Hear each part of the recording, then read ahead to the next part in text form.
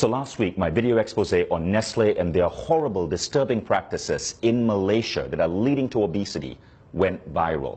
And about 1 million people watched the video. Some 17,000 people, mostly in Malaysia, shared it on their Facebook, and Nestle actually responded. Now that prompted me to do some further digging into what Nestle is doing, and what I found is disturbing. That's what I'm going to talk about in this video. See, Nestle says that their drink Milo is a health drink. They run ads telling kids to drink Milo every single day. They say that Milo gives you energy. What they don't say is that Milo actually makes you fat, that no real athlete would put this in their body, and that energy comes from sugar spikes. This is milk, and this is actually Nestle milk. So see, Nestle, I don't dislike all your products. Your milk is actually pretty good. I wish you would stick to milk rather than coming up with useless crap like Nesquik and Milo.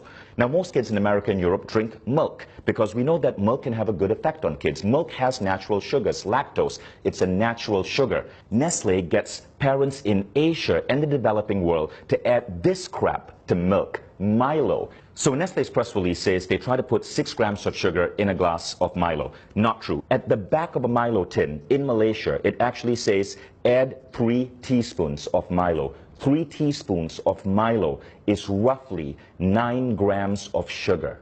Now you want to know what 9 grams of sugar looks like? 9 grams of sugar is roughly this. This are Nestle bonbons. This is a candy that Nestle markets. Each one has 3 grams of sugar. Candy itself is fine. My kids will eat this maybe once every 2 weeks or so. But Nestle's advertising is basically telling moms in Malaysia to add Milo to kids' milk, which is the equivalent of putting 1, 2, 3 bonbons in a glass of milk before sending that kid off to school. Now, what do you think that does to this kid's body, to this kid's cognitive functioning? This much sugar comes really close to the daily recommended sugar allowance for an adult, which is 25 grams. A glass of Milo, 20 grams of sugar. But that's only the start of the bullshit.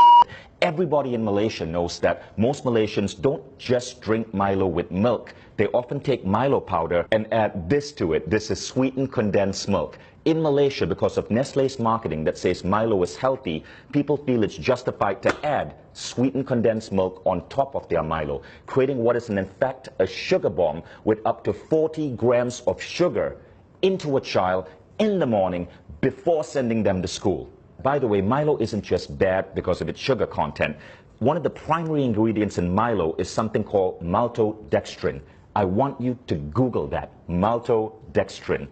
This is what Nestle is having us put into the bodies of Malaysian children. Now, if you think Nestle is content with just screwing up kids' milk drinking habits in the developing world, think again. This is what a reader sent me from Australia. In Australia, the Nestle ads for Nesquik, their chocolate milk drink, says, make ordinary milk into extraordinary. Ordinary milk is a nutrient-dense drink that's healthy for kids. But Nestle is getting kids to pour this crap called Nesquik into their milk. Now, you want to know the sugar content of Nesquik? Check this out.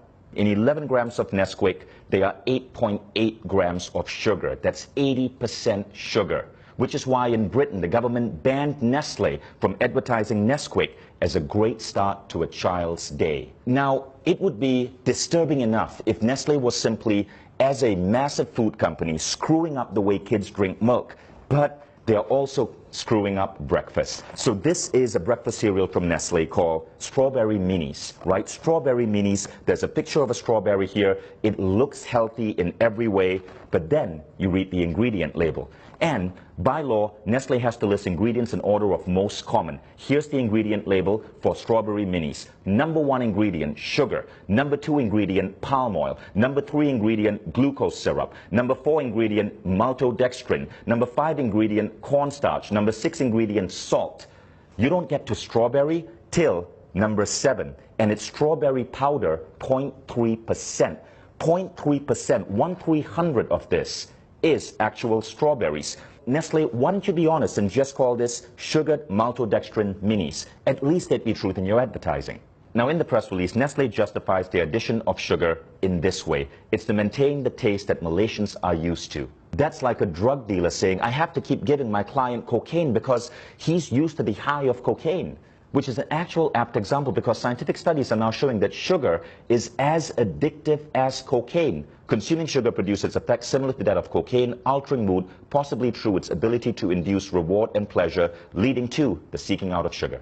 Nestle puts sugar in their products because it gets you hooked on them, so you keep buying Nestle products, which is why their stock is continuously growing the more addicted you get.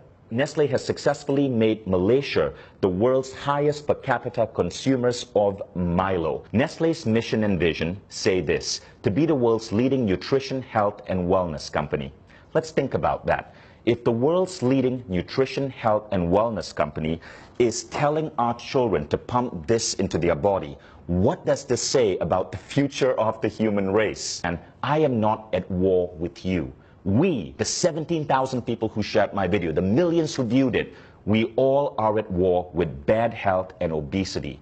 It's killing us, literally. It's making our kids obese. It's reducing the performance of our children in school. All we want you is to be on our side and to live up to your damn mission. And that means being truthful in your advertising and not putting craptastic, sugary like this and calling it food. Now, Nestle has been in controversies before. There was the baby powder controversy. Millions of babies malnourished because Nestle convinced women in India and Africa to feed their babies Nestle baby powder rather than breast milk. There is the water controversy in the United States, where Nestle has become the world's biggest supplier of bottled water, and in many cases convincing people that they need to buy expensive plastic bottled water, which ultimately causes mass plastic pollution, huge greenhouse contribution, rather than drink the water from their tap, which in many places is actually clean. All of these controversies were exposed. Nestle had to change practices because people like you spoke up. People like you would not let a large corporation get away with the lies, which is why I really appreciate you guys who shared that last video. There was something Nestle said in that press release that I really liked, and we got to give them credit for. They said, in line with the ever-evolving needs of our consumers, we continuously make efforts to produce healthier and tasty products. You know what this means, people of Malaysia, Australia, Indonesia, the Philippines. Nestle says they're listening to you, so make your voices heard. Share this video, dub this video in your native language. You can even take the script from this video and the previous video, act it out yourself, put it up on your YouTube channels. You get the views. Share it with your friends on WhatsApp, share it on Facebook, spread this video. Nestle says they are listening to you. Let's see if that's true or it's another Nestle lie. Thank you all in advance for sharing this. And Nestle, I look forward to your next press release.